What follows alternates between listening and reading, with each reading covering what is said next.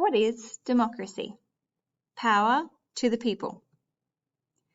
Democracy is a government run by the people who live under it. The community is governed through its representatives who are elected.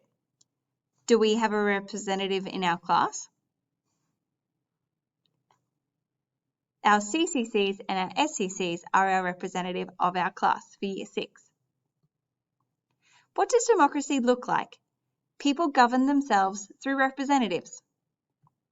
The populations elect the representatives from their area to make laws. People and the media have freedom of speech.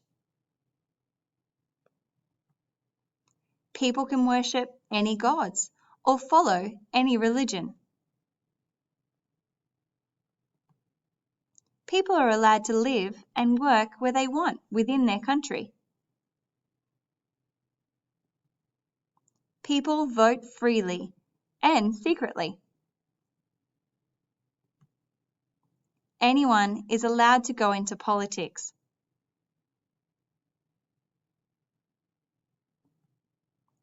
People make laws to benefit all.